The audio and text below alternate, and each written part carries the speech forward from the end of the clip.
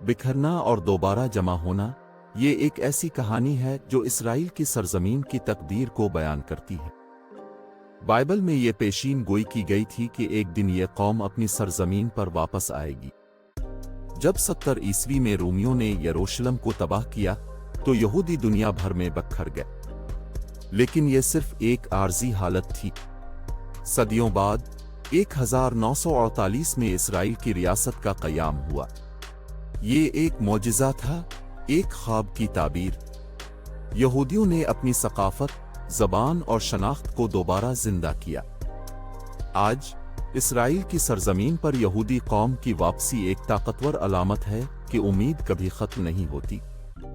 ये कहानी हमें सिखाती है कि बिखरने के बाद भी हम दोबारा जमा हो सकते हैं, अपनी जड़ों की तरफ लौट सकते हैं और अपनी शनाख्त को दोबारा पाना मुमकिन है। ये एक ऐसा सफर है जो न सिर्फ तारीख का हिस्सा है बल्कि हमारी रूह का भी। इस्तिस्ना 28 में खुदा ने वाज़े तौर पर खबरदार किया कि अगर इसराइल ने नाफरमानी की तो वो पूरी दुनिया में बखर जाएंगे। ये एक सख्त हकीकत थी और तकरीबन 2000 साल तक इसराइल का कोई वतन नहीं रहा।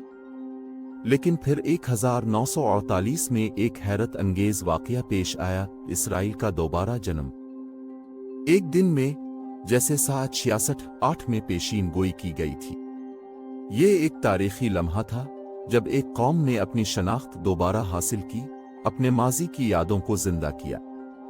ये सिर्फ एक जुग्राफियाई तब्दीली नहीं थी बल्कि एक रूहानी बहाली थी जो दुनिया को ये याद दिलाती है कि वादे कभी खत्म नहीं होते।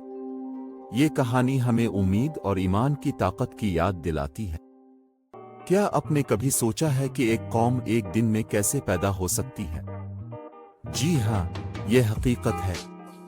14 मई 1948 को इसराइल की रियासत का क़याम हुआ और दुनिया ने यह मौजिज़ा अपनी आंखों से देखा।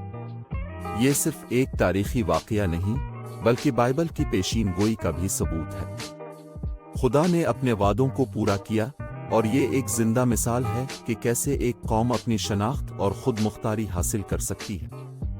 ये वाक़या हमें ये सिखाता है कि ईमान और अज़्म के साथ नामुमकिन को मुमकिन बनाया जा सकता है। ये सिर्फ तारीख नहीं बल्कि एक नई शुरुआत है। खुदा के वादे हमेशा सच्चे होते हैं। सब्सक्राइब करें और इत्तिलात को ऑन करें ताकि आप हमारे दौर में बाइबल, पेशीन गोई और सच्चाई के बारे में कोई वीडियो न छोड़ें।